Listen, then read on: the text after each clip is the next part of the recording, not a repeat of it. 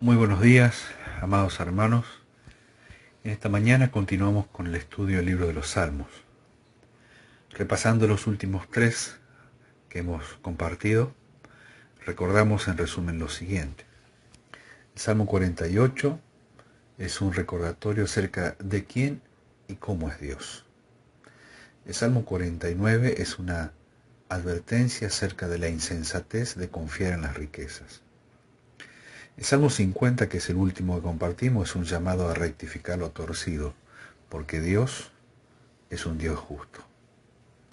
Y en esta oportunidad, aún habiendo hablado acerca del Salmo 51 en predicación en días anteriores, quería compartir también este salmo, o nuevamente este salmo, a modo devocional. Salmo 51 tiene un título que describe históricamente la situación vivida por David.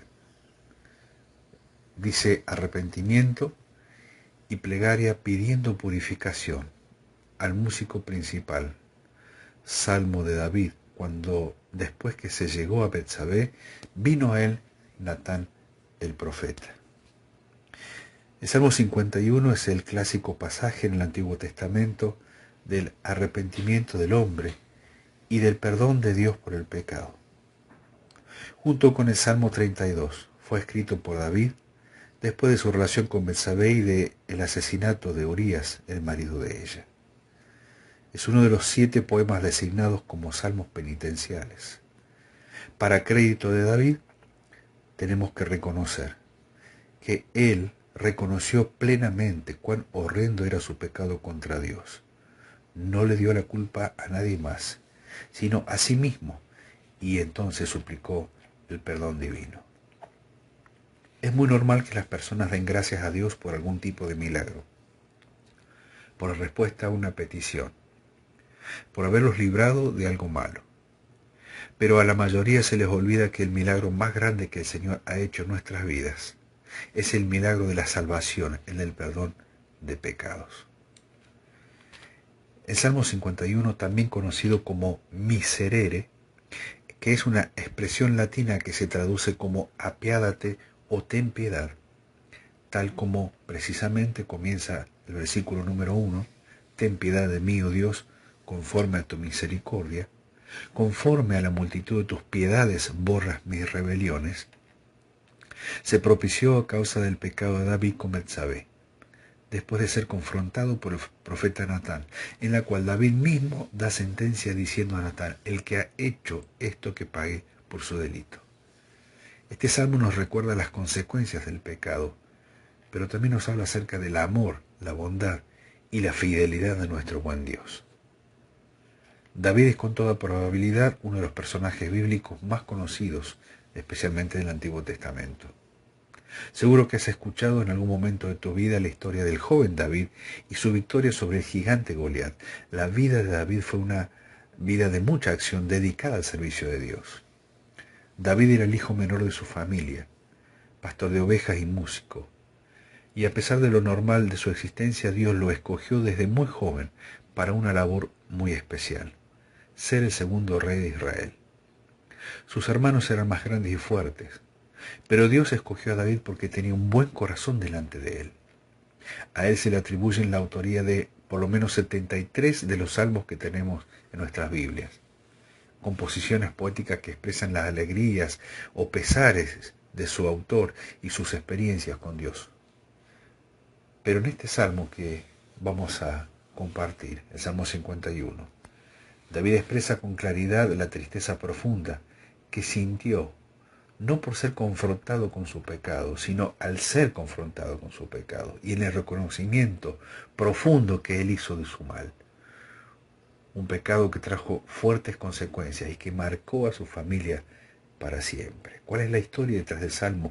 El pasaje bíblico para contar esta historia se encuentra en 2 Samuel capítulo 11 y 12. Y tal como leímos al principio, o como título de este Salmo, tiene que ver con una historia de lujuria, de engaño, de adulterio, de asesinato y de muerte. No fue cosa liviana lo que vivió David, como no es cosa liviana ningún tipo de pecado que podamos nosotros cometer. La historia de David o el trasfondo de este salmo no es para compararnos acerca de la gravedad de todo lo que él cometió y lo leve que pueden parecer nuestros propios pecados. Es para llamar la atención de que aunque nadie o muy pocas personas sabían de este hecho y parecía que todo podía quedar en oculto, la mirada de Dios estaba atenta sobre la vida de David y no lo dejó pasar, sino que fue a buscarlo, porque el primer interesado en la restauración y en el perdón de la vida de David era Dios. Y así es siempre con nuestra propia vida. La situación de David o el pecado de David trajo consecuencias. David dejaría de recibir alguna de las bendiciones que Dios podría haberle dado. Al pecar, siempre perdemos algunas cosas buenas que Dios nos quiere dar porque nos apartamos de su plan original. También vemos que la familia de David estaría en guerra y desunión, y así fue. Varios de sus hijos se vieron envueltos en tramas horribles de celos, envidia, incesto, deseo de poder, y muchos de ellos murieron de forma violenta. Todo esto se podría haber evitado, porque el pecado de David abrió la puerta a muchas calamidades dentro de su familia. ¿Cuáles son las consecuencias que nosotros conocemos del pecado? No solamente porque la Biblia lo dice, que es el principal motivo o la principal fuente de enseñanza en esto, sino también por nuestra propia experiencia. Todos nosotros sabemos que el pecado nos aleja de Dios. En la caída del hombre vemos como Adán y Eva son quienes se esconden de Dios. Romanos 3:23 expresa que por cuanto todos pecaron y están destituidos de la gloria de Dios, el pecado nos aleja de Dios. Para unos, eternamente, por no querer arrepentirse. Para otros, por un poco de tiempo, hasta que se arrepientan. También destruye internamente, porque trae miedo, vergüenza, sentimientos destructivos, tribulación interna, incluso algunos llegan al suicidio, y aquí siempre pensamos en la triste y amarga experiencia de Judas. Proverbios 5:22 expresa: de sus propias iniquidades será preso el impío, y en los lazos de su pecado quedará atrapado. Romanos 6:23 dice que la paga del pecado es muerte. El pecado destruye internamente. También daña y arruina la relación con los demás. Adán culpó a Eva y ésta a la serpiente.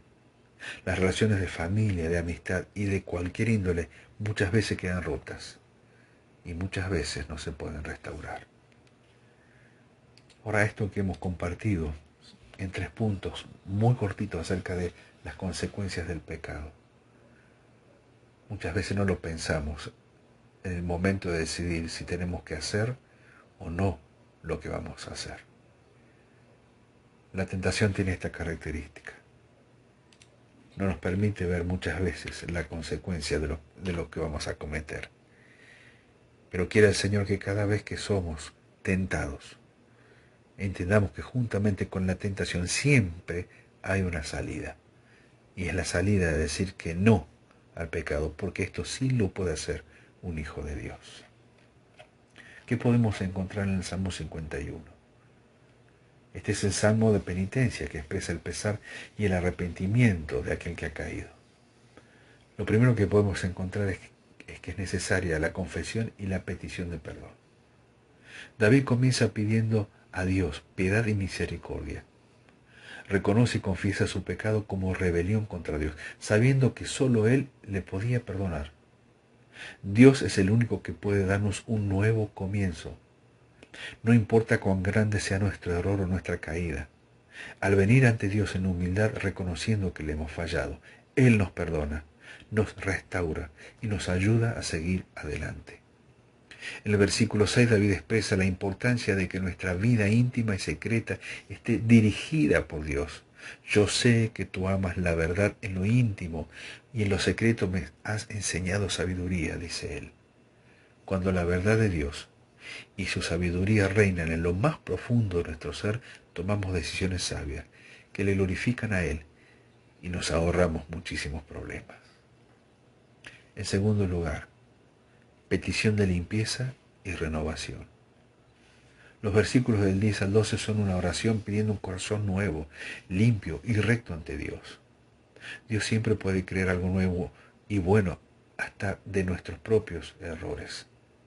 David le suplica a Dios que no le eche de su presencia ni le quite de su Santo Espíritu.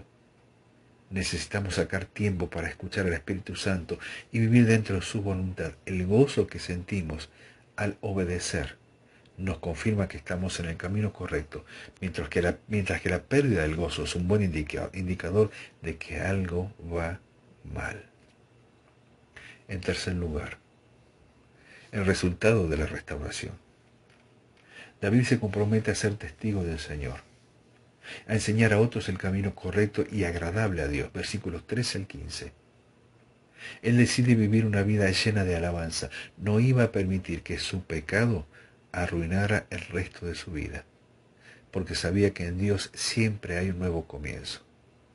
Él aprovecharía el suyo hablando del amor y el perdón de Dios. David anhelaba ver frutos de salvación, pecadores arrepentidos y transformados por el poder de Dios. La restauración de Dios trae sentido y un nuevo propósito a nuestra vida. Y de hecho, cada vez que somos perdonados, aunque hayamos aprendido amargamente una lección, nos servirá para ayudar a otros. Y por último, la humildad. David se da cuenta de que la humildad nos acerca a Dios porque expresa nuestra sumisión y dependencia de Él. Cuando pensamos que sabemos todo, nos llenamos de orgullo y hacemos lo que nos parece mejor. Comenzamos a confiar en nuestras fuerzas y a tomar decisiones sin consultar antes con Dios en oración. Hermanos, sin duda que debemos crecer en humildad, reconocer que Dios sabe lo que es mejor para nosotros, y al obedecerlo disfrutaremos de la plenitud de bendiciones que Él nos quiere dar. Amados hermanos, finalmente, busquemos vivir vidas que glorifiquen a nuestro Señor. Reconozcamos nuestros errores con humildad, sabiendo que el camino por el que Dios nos lleva es el mejor, uno lleno de su paz y plenitud.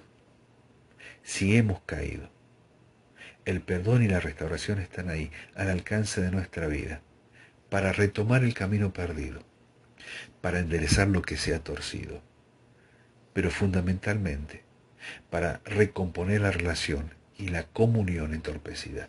Dios está dispuesto. ¿Lo estarás tú? Que el Señor bendiga su palabra en este nuevo día que Él nos da.